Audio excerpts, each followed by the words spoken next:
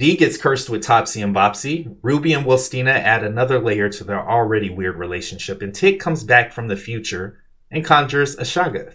Stay tuned as we jump into episode 9 of Lovecraft Country. Rewind 1921 on today's episode of Blerd Up Reviews.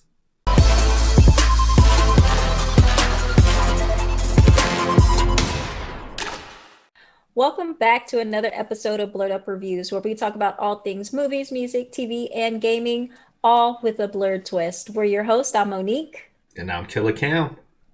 And today we are reviewing the latest episode, episode 9 of Lovecraft Country.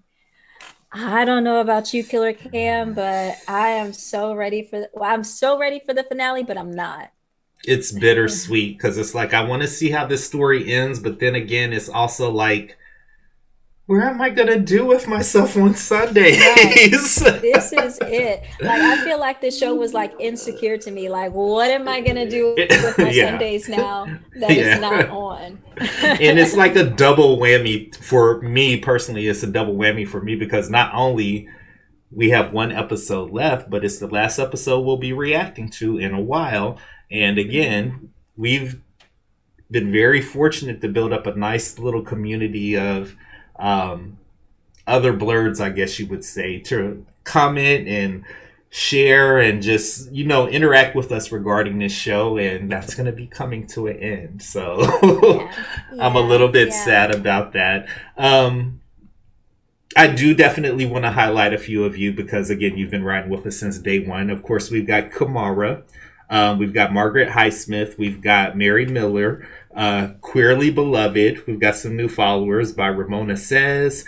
Looks like we also have, I hope I'm saying this right, Toto, as well as Astro Girl. Thank you so much for always dropping down in those comments. It truly humbles us when we see those comments. Once we freshly upload the video, people are like, I've been waiting on this. I've been waiting on this for like 3 days. So thank you for riding with us. That definitely humbles us. It makes us feel good. And we really appreciate you guys' support, specifically with this show, because in my opinion, there's not a greater one in the world at this point. Yep, I agree. So, with the last episode, that was the horror. That was Topsy and Bopsy. And we've seen a lot of comments, not just on YouTube, but everywhere else. I'm going to put this PSA out just to anybody who might not know better. Topsy and Bopsy ain't no Halloween costume. Please don't do that. No, it's not. I can understand the want. I can understand the want to be Topsy or Bopsy for Halloween, but it is not a very good Halloween, so please don't do it. And all respect to the FX department and the costumers who work on Lovecraft Country, even Misha Green, with the way she's fleshed out the story, because again, this isn't in the book.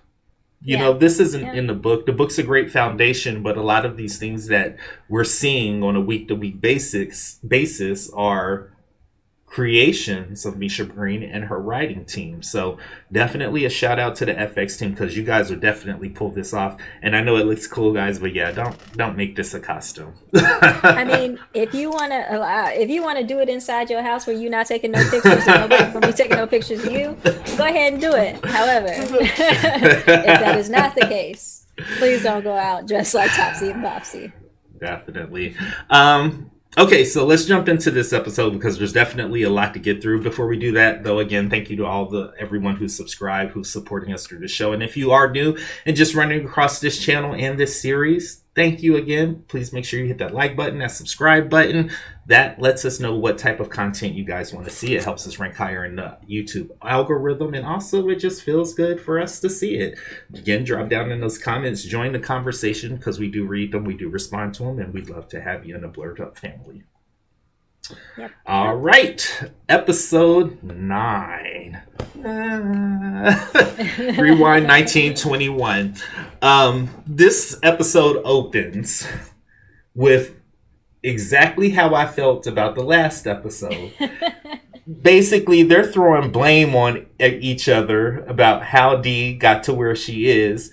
And I'm literally like, none of y'all was watching her like y'all was supposed to be doing. Y'all was consumed with y'all other stuff. And now y'all trying to point the finger Like, at least Montrose was their part at the time, but y'all other two, like, what the hell is y'all talking about? Like, Yeah, yeah. And at this point, Ruby is actually the one who has to be like, look, just stop arguing. It's all mhm, y'all's fault. Like, y'all should have right. been watching her, you know? Yeah. One thing that I Go. did find interesting, so, like, of course, after last episode aired, of course, once it had time to sink in for me, it was really kind of like I was getting the message of how black girls are often left to their own devices and Hmm. forgotten.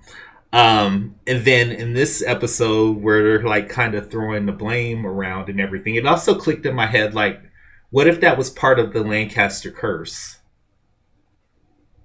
That no one would be concerned with her. But I doubt it. I really seriously doubt it. But you know, I like to play with what ifs when it comes to this show. Yeah, yeah.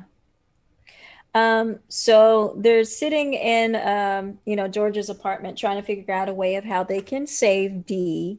Um, Tick says he'll go to Christina and give her, Titus's pages, so she'll want to help them save Dee. And Lady like, hold My up. mama. That ain't gonna work because I already gave Christina Titus's pages. And, at the sound of this, Montrose actually gets upset because basically he knows by Letty giving Christina those Titus's pages, she just basically sealed Tick's fate because Yeah. all Christina wants is those pages so she can use them in a spell in the autumnal equinox and basically kill Tick to become immortal. Yeah. However, though, let me give it up for Ruby because she gets them all straight. Hmm. She's like, "You Yeah, leave my sister alone, and let me tell you, I'll do one for you. Christina will do this because of me." yeah. And the way Tick looked like, You know what you Christina? mean? Yeah, yeah, Oh yeah. my gosh. But it was really crazy because, again, they were all just trying to throw the blame here. And I'm like, the baby's sitting there with her arm rotting off. I need y'all to pull it together and I need y'all to get it together real quick because Yeah. this wouldn't have happened if y'all was doing what y'all was supposed to be doing. Right. But in this first scene alone, though, it continues this theme of everybody in this room has a secret about who, what, where, why, magic, Christina, whatever, whatever. And every Hmm. time they figure out something that, like, oh, you know Christina, Ruby? Like, I don't understand why aren't y'all just being like, okay, everybody sit down. What does everybody know? And just Hmm. come together to, do what they need to do. But no, Yeah. they still, are about them, kind of about themselves right now, trying to still keep secrets. Christina gets introduced in this situation, and Christina basically says that she can't remove the curse from Dee unless she has the Book of Names. Hmm. And basically, Tick says can't get it because I think she said something about Lancaster sealed the Book of Names with his body. But basically, the Book of Names, it was with his, I think her name was Hannah, Hmm. and it burnt up in the Tulsa Massacre, Yeah. basically. So what Christina goes on to say is, I don't think it was Lancaster sealed the body with the Book of Names. He sealed the spell with the Book of Names. Well, sealed the spell with his body. With his body. Because the spell, Christina points out that is a combination of Epstein's pages and Titus's missing pages. And the way she Hmm. figured that out was through Dee's drawing. She was able to figure out what exactly was happening by the way Dee drew what was happening to her. So, and she points out, it's like, yo, she's not talented too. Like, Yeah, yeah, so yeah. so it's revealed that she can reset the cycle, but the only way she's going to be able to do that is with the closest relative's blood. And of course, everybody's like, "Oh, that's Hippolyta. She ain't here." So Right. Montrose, you next in line. And you saw the worry on Montrose's face. He was like this. And Tick like it's on you now, Pop. And he was like, oh hell. Yo, that right there drove him back to drink. Right, right. Um, Next, we actually go to Lancaster's office, though, after this scene. And we Hmm. see Lancaster in his little closet. He's got his shirt off, and you can see where, he has stitched parts of Black African American men, all of a part of his body. His people are doing the spell over and over again to try to restore his body, but every time they put a new body on him or sew a new body on him, it just destroys itself again, basically like the Shoggoth did. Yeah. Here come William Christina walking through the door like, oh hey, you hurt? You okay? Now, this is where I made up my mind about Christina and William. Mm-hmm. So apparently the symbol she had Ruby put in the office is the same symbol that they've been using throughout the series. However, Christina figured out that it could be a blessing and a curse. Mm-hmm. And basically she's using it as a curse, saying no matter what you try to do to heal yourself, it's just going to revert back to the same old caca. And Right. he Will Stina has a little smirk on his face like, yeah, didn't think I was going to get you, did you? Right. But this sealed the deal for me with Will Stina as well, because I'm like, okay, so they need Lancaster alive to get that spell off of D. They think he's dead, but now he's alive and you're going to let him die. So Yeah. now I'm like... But she knew what she was doing with that, though, because she wanted that revenge for William. She actually sat there and watched Lancaster die. Yeah. Just the light go out of his eyes, basically. Yeah, of course. Yeah. But what I'm saying is that sealed the deal for me. So whatever your relationship is, whatever I feel about it, whether it's confusing or not, that sealed it for me, because Ruby called you over to help get the spell off of Lancaster. He was alive and you still watched him die before lifting that spell. So that's a done deal for me. We jump back over to the garage, and just like you said, the decision of Montrose having to be the person to save Dee with his blood, Montrose turns to drinking. He basically drinks this concoction that George makes. George can only make. Montrose doesn't even know the recipe for this alcohol, but it's called Road Rash, which is, I guess, he goes on road trips for the guide. So I guess that's a perfect name for it. It's moonshine, though. It's moonshine, basically. Moonshine.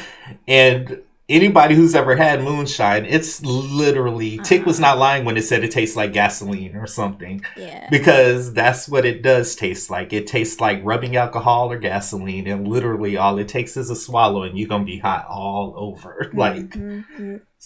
Yeah, no, not doing it. But in this scene... Shout out to Uncle Larry. Yeah.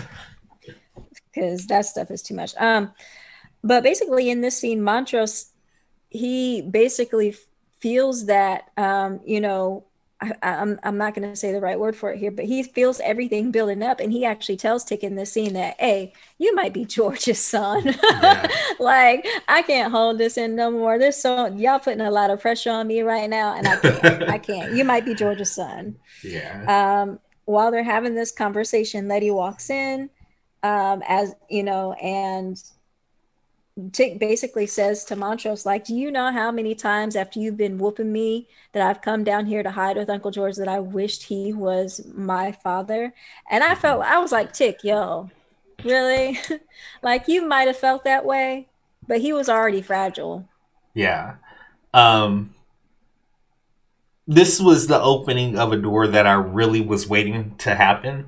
So contrary to what I said in the last episode, I would have thought Tick would have put it together that George was his father, but apparently it didn't work like that. So fine, whatever. But what we saw in the scene was this door opening between Tick and Montrose of how complicated their family history is.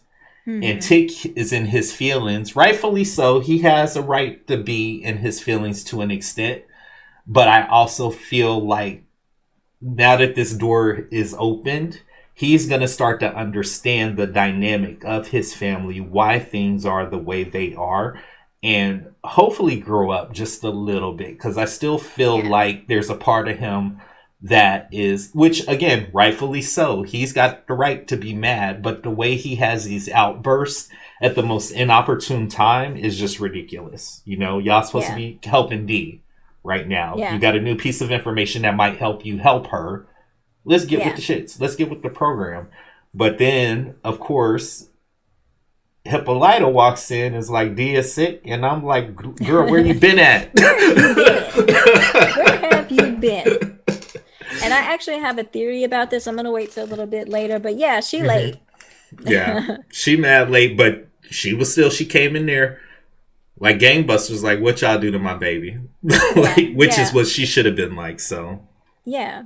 So Christina does end up performing this restoration spell on Dee, and you see her hand almost looks mummified, like rotted, like a corpse. You see that reverse, and she gets better. You know, she was actually turning into one of the Topsy yeah, and Bopsy characters until Christina did this restoration spell. But we know that the restoration spell is not going to last for long, so yeah, they need to find the Book of Names in order to save her. Um, After the Christina does the spell, Christina and Ruby actually walk out together. They leaving out. You mm-hmm. know, I don't know where they're going. Ruby, you still got work to do, but I don't know where they're going. Letty actually stops Ruby as she's leaving, and she's like, "Hey, you can't trust her. Like, why are you leaving with her?" And Ruby tells Letty, like, are you serious? Like, you can't trust them. Did you see how Montrose came for you up there? Like, and Ruby tells Letty, like, if she gets if she would just get out of her feelings that she has for Tick to realize what's going on. And then when she said that, I was like, Ruby, that's you, boo boo. Like, get Yeah, out of your feelings to realize Christina is using you. She mm-hmm. hustling you, you know? Yeah. And again, here's where the view of Christina Wilstina again changes for me, because you know what? Let's go into the next scene. Well, I'm going to save that for another scene, but that also flipped the dynamic of what I think about those two, which again is not far off from what I thought, but there's another layer to it. So, Okay.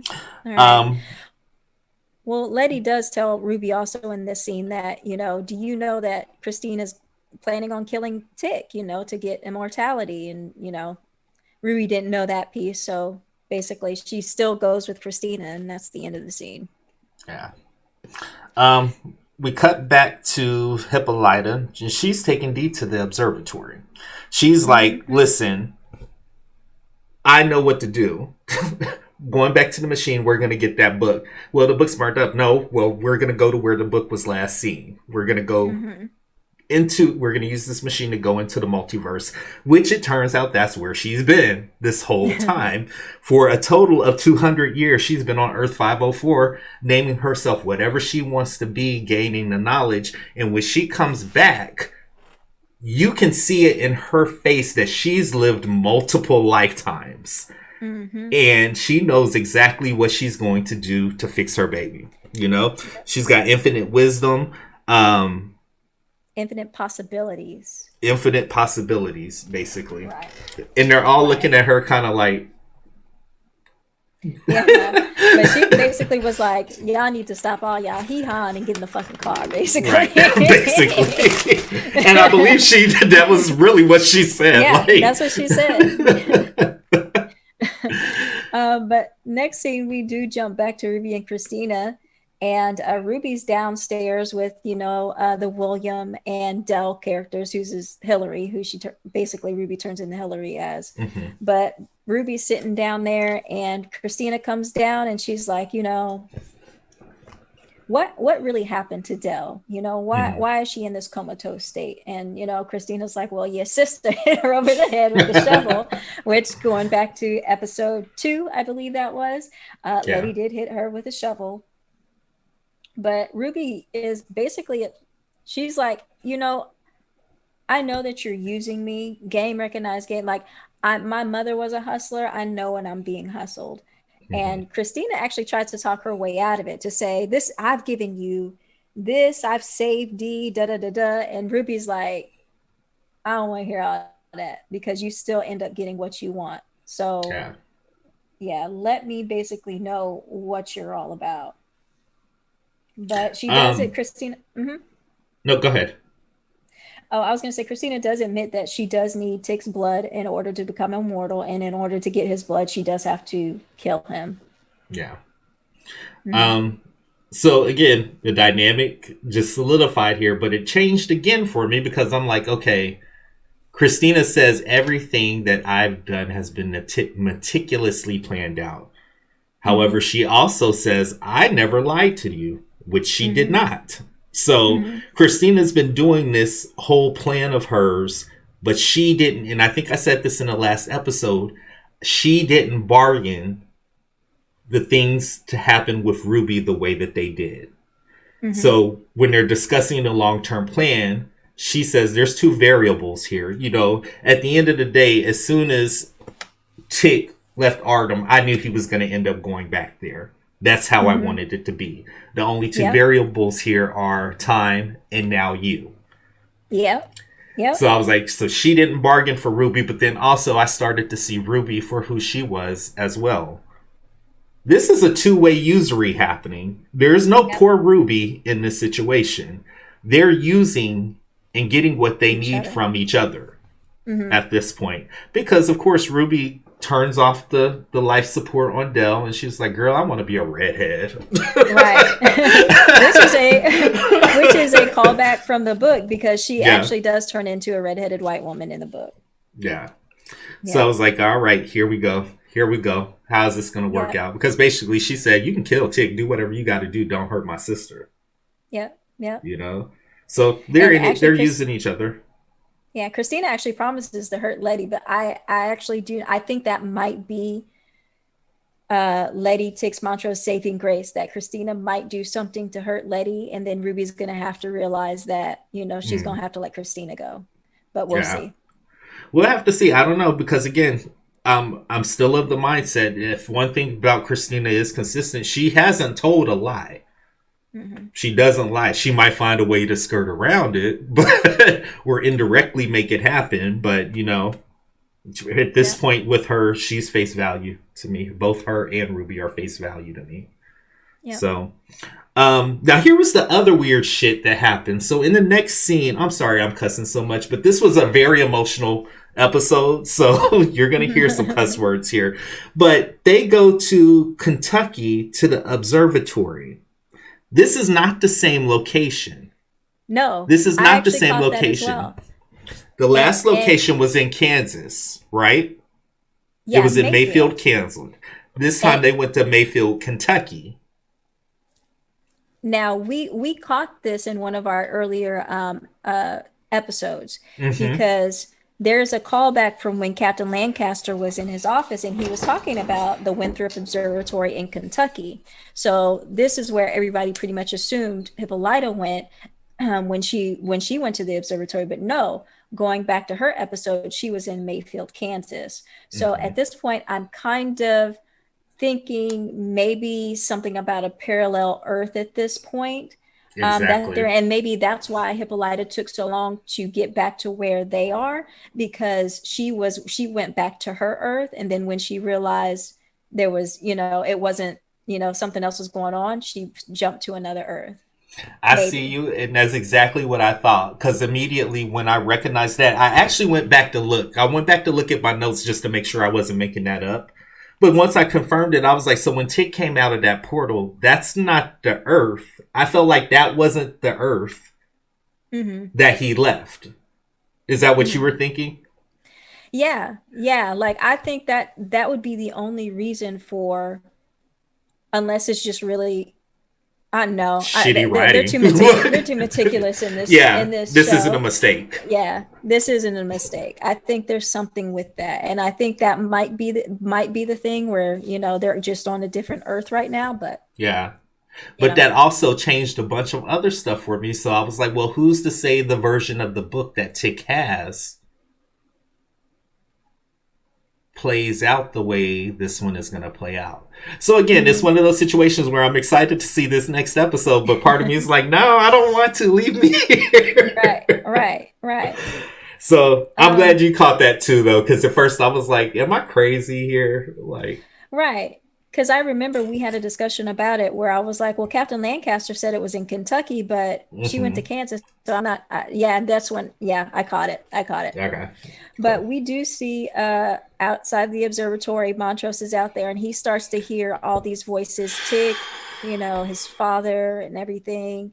And he starts still drinking and drinking more at this Hmm. point, knowing that they're going back to 1921, because we've seen in previous episodes how much the Tulsa Massacre uh, traumatized him. I Yeah. think PTSD, basically. So at this point, thinking going back to that time is just, he's Yeah. rattled at this point.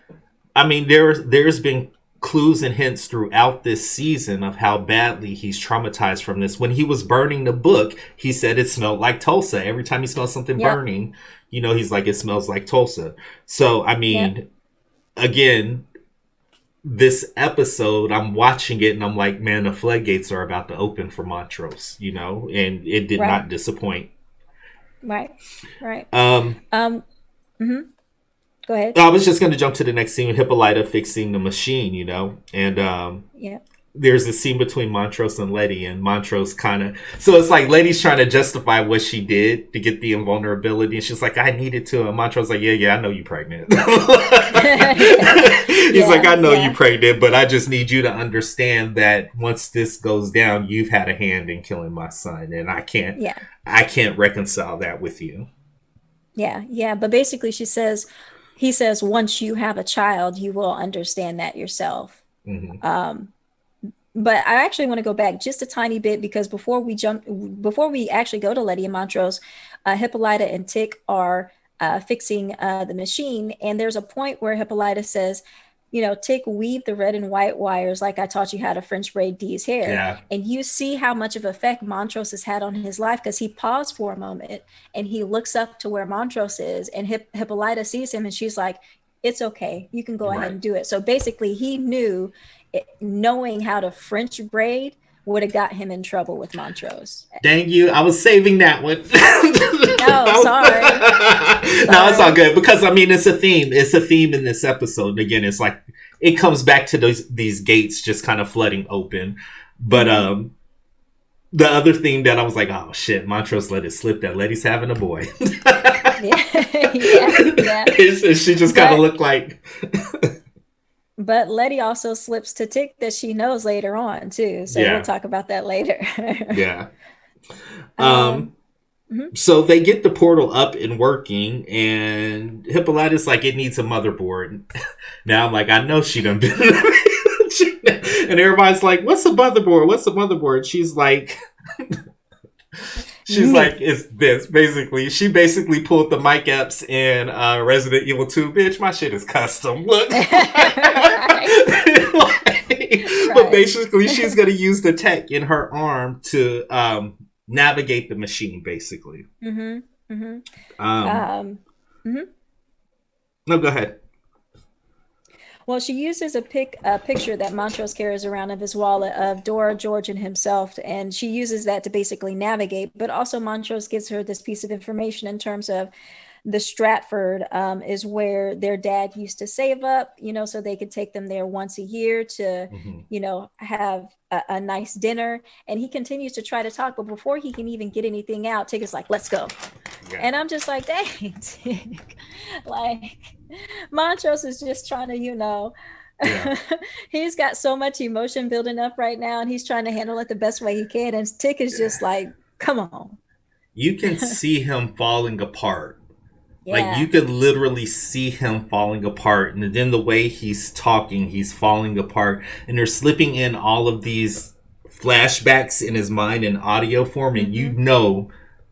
I don't know about you, I knew that whatever we're hearing, because I've heard exactly what was being said in those flashbacks. I'm like, we're gonna end up seeing this on screen, Yeah. and it's just going to, for lack of a better term, it's going to fuck the world up because you can't change history. You can't do that. Right. Time travel 101. You cannot change the past. So, Yeah. Haven't you seen Back to the Future? No. right. So while he's doing that, he's getting those looks. I'm already looking at him. This isn't going to be good. Right. This isn't going Right. to be Right. good. Right. So they make it through the portal, right? And they end up, what's the hotel? The Stratford? The Stratford. Hmm. The Stratford, they end up and they get there and they have to kind of acclimate. They need to change clothes. But Letty Hmm. can't find no shoes, so she got on sneaks.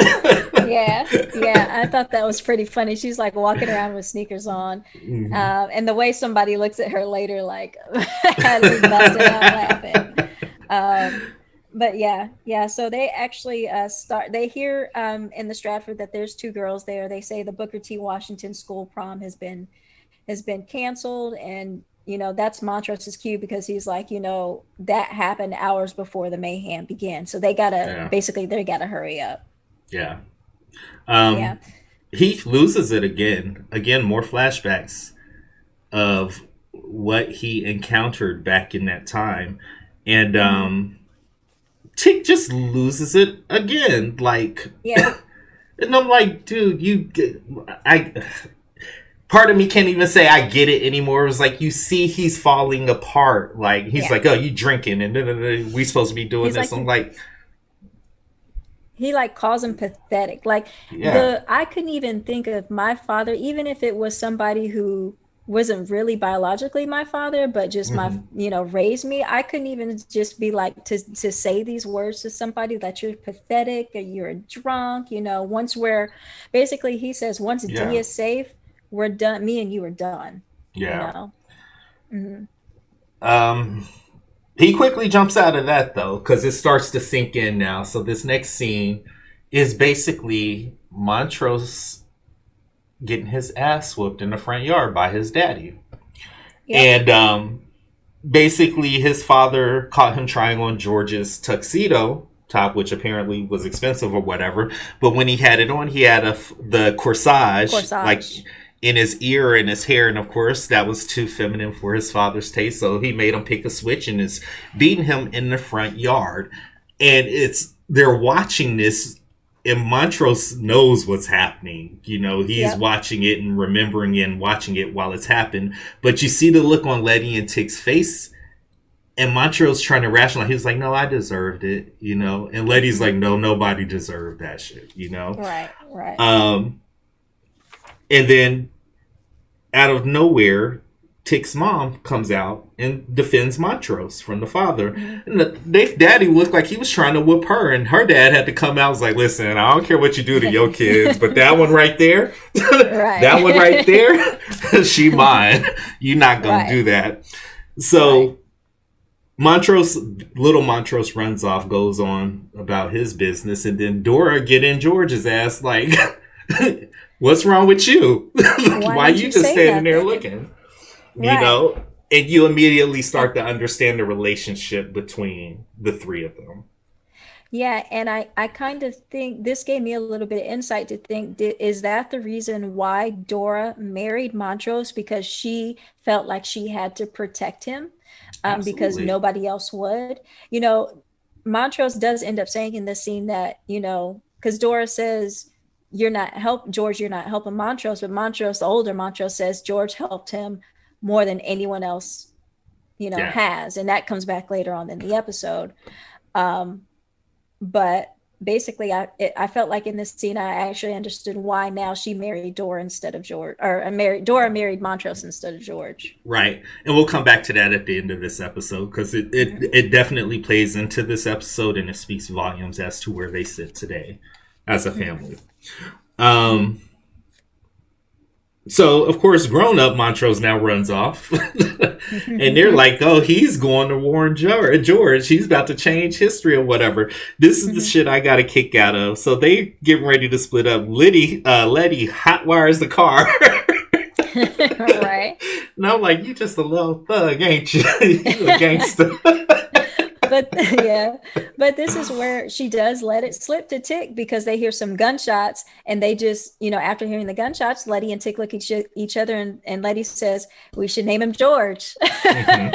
And so now they're both on the same page.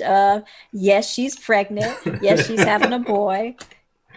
Yeah, like again, stop keeping these secrets from each This other. was the most unnecessary secret to keep, though, because everybody already knew. Right, So it's right. like, what the hell, dude? I need y'all to start paying attention, man. Um, but they split up to go find Montrose or whatever. Letty is gonna go to Dora's house to Hmm. go get the book of names, and there's a mob of white men on the corner that start shooting, and they start chasing and shooting at Leti. Mm-hmm. It doesn't hurt Yo, yo, her. yo. She's I'm sorry. This is where that all-star track team yeah. I was hustle getting came ready to in say it. Yeah, because she again. was booking. She was Yeah. gone. And she's getting hit with bullets, but she's invulnerable. Right. But she was Right. booking down the street and makes it over. To Montrose and Dora's house. And of course, they both come out with guns and they start capping dudes as well, And Mm-hmm. they bring her in the house and try to get her safe and secured and all that stuff. That scene made me feel, I think this was probably the opening of whatever feeling I was going to feel through this episode happened right at that point. Because Mm-hmm. now we're getting into the thick of the Tulsa Massacre that up to maybe a year ago when Watchmen appeared, nobody really seemed to understand how real that was. And there actually is a reason for that. I was actually reading up a little bit more on the Tulsa Massacre, and it's basically because, you know, oh man, you guys, I had this written down, but basically the whole event wasn't really documented in any like history Mm-hmm. textbooks or anything like that. So they just basically tried to wipe it, Yeah, from they tried to wipe everybody's it memory clean. that it happened. Yeah, yeah. Yeah. Um, but yeah, that scene of how they welcomed her into the house and Dora's father's like, okay, calm down, let her catch her breath and everything to try to understand what's happening. She tells them what's happening, and then everybody just gets strapped up at that point. Like Yeah, yeah, Montrose's daddy gets the gun, Dora's daddy's finna go on the roof and start capping dudes. All the ladies get pistols. yep. So they about to set it off. The funniest part in this scene is, and I'm sorry if I can't remember her name, Hannah or Anna, Uh-huh. is basically Tick's, you know, uh, grandmother who, ran out the lodge with the book of names. Uh-huh. But she had me rolling in this scene because as soon as Letty walked in, she was suspicious. She looked at her shoes Uh-huh. and then she looked at her and she was just like, something ain't right here. Yo. Something is not right. Yeah, dude. That was a dead giveaway. Mm-hmm. But Mm-hmm. Tit goes off. He ends up finding Montrose, and Montrose reveals that he's not trying to save George. He's trying to save Thomas. And Mm-hmm. Thomas was his friend slash, I guess they were kind of together. I don't know. I don't know what to call it because they're young, so I don't want to label it something else. But basically, it's his friend, his very good friend, um, who got killed during that time. And Montrose basically wants to save him because he feels bad that he had to cut him out of his life in order for him to move on with his. And he feels like if at least by at this moment not turning him away, and not being like, I can't be your friend because you're a faggot and I'm not, or something Mm-hmm. like to that effect, which Yep. was sad to see in itself. But Mm-hmm. he's trying to save him basically as a point of redemption for himself, not fully understanding. I take that back, fully understanding that it will change the course of history. But I think too at this point, Montrose also feels because Tick has said these things to him in the Yeah, past and today, I think he's like, forget it, man. yeah, I gave up everything basically for you, and I'm not going to do that no more. I want to go yeah, back and say and be happy, be with the person I wanted to be with originally. yeah. But And Tick at this point is like, bro, you can't do that because there's a possibility that I won't be born. mhm. And But think they about, hold on, actually, I'm going to stop you right there because I yeah, yeah, want yeah. everybody to really think about the magnitude of what's happened. So, Montrose has just got his ass beat by his daddy. Hmm. His best friend dies, gets shot in the head, and then the Tulsa Massacre happens. All this happens in the same day. Can we not understand why he's feeling the way that he feels right now? A very key sentence that he said was Thomas was first in the long list of sacrifices I made to be your father. Yep, yep. And to piggyback off of what you said, that's where that came from. He's like, no, Thomas is minuscule. I'm going to change it. Even if it does change anything, I don't care at this point because I don't have you anymore. Right. But he also says that because of how he grew up and his father and everything, he had to cut out all the soft parts to be a man, and men have sons. So basically, when he found out that Dora was pregnant and he knew there was a possibility that George could be the father, he was basically saying that, and that's why he said, George helped me out more than anybody ever did, because it's, if Tick is George's father, he helped Montrose, have that son because he felt like that's what it took to be a man. And that's what it took for other people to see him as a man. Yeah. So again, you start to recognize the dynamic of these three and where they are currently. Think about the Tulsa Massacre. They pretty much lived through this horrific event all by themselves. Let's say they moved to Chicago. Regardless of whether they're blood related or not, they're all a family, whether they would have gotten married or not. They look out for each other. Yeah.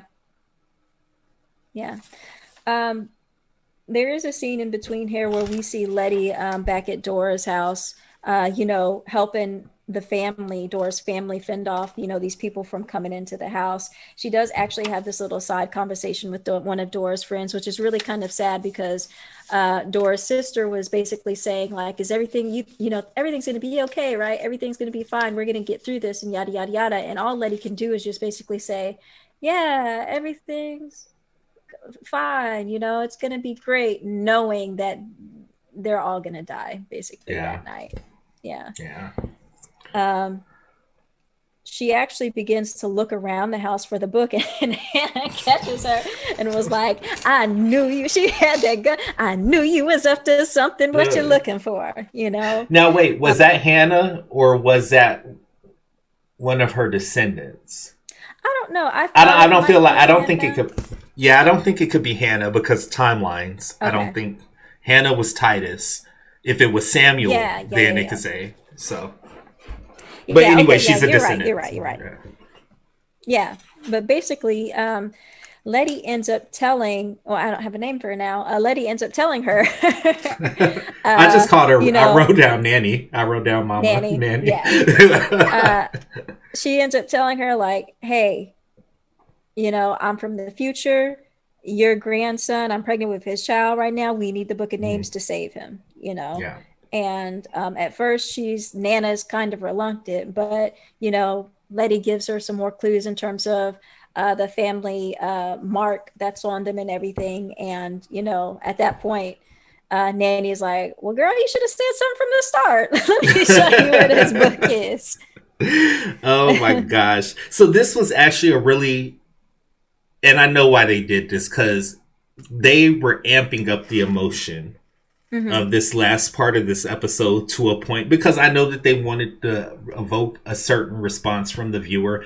I got it. I was in waterworks by this time. Somebody was cutting onions in my kitchen, and I was like, I'm not crying, you're crying. So, but at this point now, it's starting to well up in me, because we go back to Tick and Montrose, and when Montrose said, I did it once, I do it again, because the only thing I ever wanted to be was your father. Like, I literally was just kind of like, I'm not crying, you're crying. But then, he's talking about how George and Dora came and basically saved him that night when, because Thomas does still end up getting shot. Montrose decides actually not to save him, and he does end up getting shot. Yeah, and they come through to save him or whatever, and this immediate harkens back to the story that George was telling, the story that Tick dreamed about the stranger coming through and cracking skulls with the bat, like Jackie Robinson saying, I got you, kid, And they're watching this all play down, and Tick's like, something's wrong. We fucked something up when we came through the portal. And then he glances down, he kicks the bat, and everybody's like, it's you, bro! You're the stranger. Right. So at that point, I was like, how cool is that, though, that he saved his father and or uncles, both of them basically, life, which Yeah. proves that the path that they've taken now is validation of what they need to be doing to get through this. Right. Right. Right. How cool was Um, that? Like, yeah, I mean, that was a great, great scene. But also, they because this scene was intertwined with the scenes back with yeah. Nanny and Letty back at the house because Nanny does give Letty the book. And I don't know if anybody else caught this, but when she does give Letty the book, she says the book is bound. I was told to protect it, but never open it.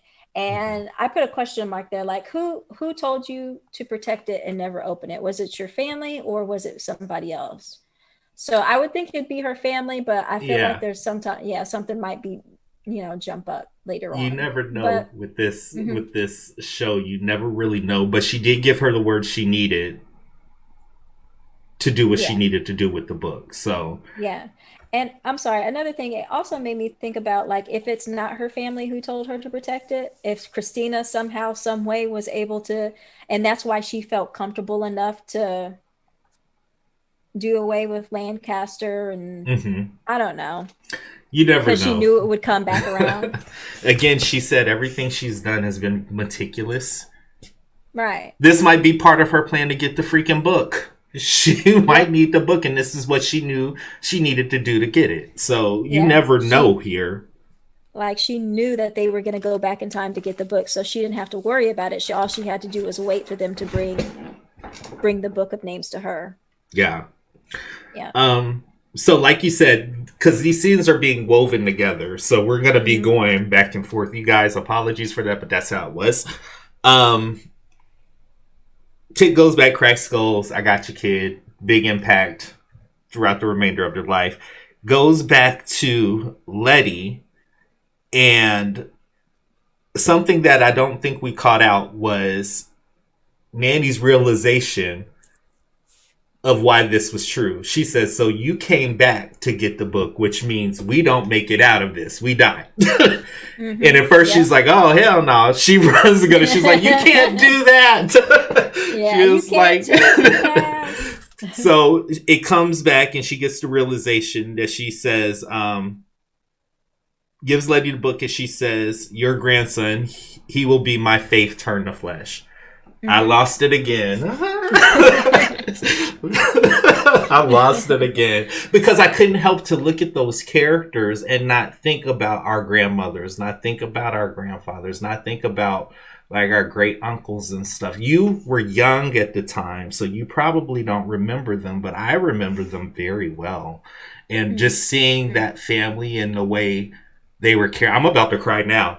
The way they were caring for each other, man, I was losing it. Like I was Yeah, losing it. yeah. But this is also a great scene because, you know, when she does say those words to Letty and she asks Letty to actually stay with her because Letty Mhm. told her that she's invulnerable, she can't be hurt. She actually, Nana actually asked Letty to stay with her as she burns, to pray together. Mhm. And it just seemed like, okay, Nana had made that decision to um, sacrifice her now, basically, so her grandkids, her kids and her grandkids can have a future, and great Yeah. great grandkids, whatever, can have a future. So I thought that was really powerful because it also this was overlaid with a poem by Sonia Sanchez, I think it is, Mhm. Catch the Catch the Fire. fire. Hmm. Mhm. And the way it all played out, I'm not gonna say I cried, but I was like, um, hold on to this moment because once we get to the end of the episode, this was very important. I want to go back to it. Okay. okay. Um, so Montrose is back at the portal with Tick, and he's like, "There's something wrong with it. There's something wrong with the Hmm. portal."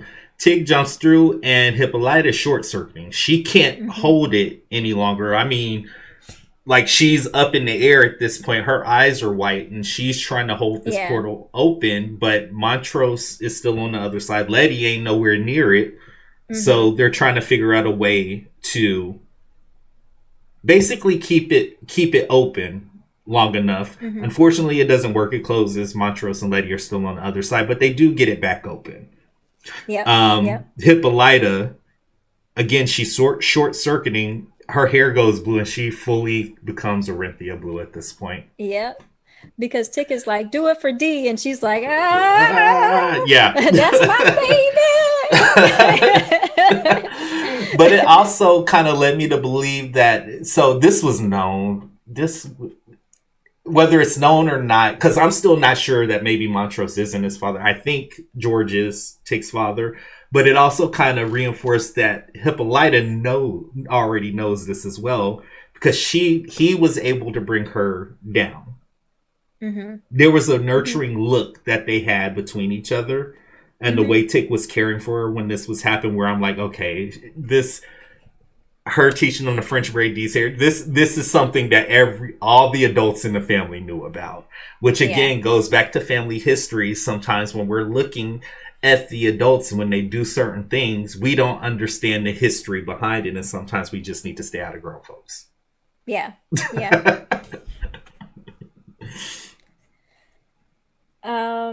I do want to talk about, though, because they do, like you said, they do get the portal back open, as Montrose looks out the window of the Stratford. He actually starts to see Leti walk down the street as everything's burning around her, and she's walking through fire. And I'm like, I love how they played that, because it's similar to how Hannah was running through the lodge, back in the beginning episode. So I love how they showed, like, okay, this is going to play out similar. But also, and I don't know if you're going to talk about this, because I am. Montrose has this moment where he's just looking out of the window and seeing everything destroying. And like I said, the Tulsa Massacre was omitted from local, state, and national histories. This show actually took the time to name the people that we lost, and just take a second to remember them that we lost during the massacre. Yeah. And I thought that was, oh man. This was so important. So anybody who follows us on Facebook, I did post that I've got about 8-9 pages worth of notes for Lovecraft Country or whatever, because there was so much greatness happening in this second half alone that people don't even understand. So like you said, they were naming the people who were lost during the massacre. They created a freaking aria from an opera to showcase this scene. Mm-hmm. How freaking bananas is that? And the reason, this is what caught me, because again, you probably know that my favorite opera is Carmen. Mm-hmm. I was on YouTube one day and I was just kind of watching, shooting the shit. You ain't got nothing else to do, and I ran across this opera singer. Her name was Janaya Brugger. And I had to look up her last name because I only knew her as Janaya or whatever. But she was singing one of Michaela's aria from Carmen. And as this scene starts to play, I'm like, I've never heard this aria before, but I know who that voice is. So, of course, my dumb ass, I got to stop everything, pull out the phone and start researching it. They composed an aria specifically for this scene to help not only bring the emotion into the scene, but also showcase the acting that was happening in the scene. This was freaking bananas. Who do you know creates a freaking aria for a 3-minute, 4-minute scene? Right. Misha Green. Right. She does that, and she's awesome. Yep. So Hippolyta, the portal's open again, and we actually do see Leti and Montrose jump through it at this point. And you're right, at the end point of this episode, Hippolyta, she's being cradled in Tick's arms, and they have this, this very emotional moment. Like, I think everybody's pretty much having an emotional moment at this point, because they're like, yes, we made it. Montrose is like, I made it out again, and that's where our episode ends. Yeah. And I think this episode ends with a better understanding of the family dynamic. I think the episode ends with Tick having a better understanding of why his father is the way he is and how that got passed down to him. Yeah. This wasn't just something that happened. This was ingrained in them. They were basically bred in this violent situation. Something that I had said last week that I thought I probably need to elaborate on, because I felt the way that I said part of it and I didn't say the other part of it, which I think probably rubbed some people the wrong way. So back when Dee confronted Lancaster, I made a point to say, we are not our ancestors. Well, when you say that by itself, it makes it seem like our ancestors were weak, complacent, blah, blah, blah, blah. The second half of that, which, again, you guys, when we do this, it's a lot of times conversational, so it probably gets lost in translation. We are not our ancestors. We are a product of them, and we are a little bit greater. Because that's how they raised us to be. Our ancestors are freaking heroes. Our ancestors are the reasons that Mo and I can sit up and do a talkback show about this. And this was further drilled home for me when Dee did that scene with Lancaster and basically confronted him. Hippolyta was at a time in her life where she had to go on like a self-discovery, but she raised Dee to be strong and know who she is. Her and George raised Dee to be strong and know who they are. So when I say that we are not our ancestors, we're a product of them, we're better than them. Everything that they've done has been passed down through our bloodlines and made us who we are today. So back in the day where they probably couldn't go as far as we could, we can push just a little bit harder. And it makes me very proud and very mindful of how I conduct myself, whether I'm at work or whether we're doing a talk back like this. I get very mindful about that stuff because I want to make sure that everything that we do is a reflection of the groundwork that they laid down for us. Does that make sense? Yeah, it makes sense. I was going to say, so apparently our mom and dad is watching this, so you wanted to make a speech to be the better child, but whatever. Well, we already know I'm the better child. Hi, Mom. Hi, Dad. No, but seriously, just understanding this episode as a whole, I think that was probably part of the message that they wanted to drill down. You know, what happened back then laid the groundwork of our freedoms today. And with this election coming up, people, we got to get out and vote. There's no half-stepping. We see what happened last time.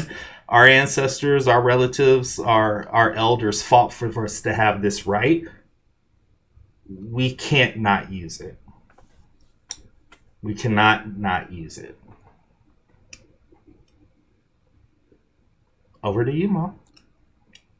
I'm good. I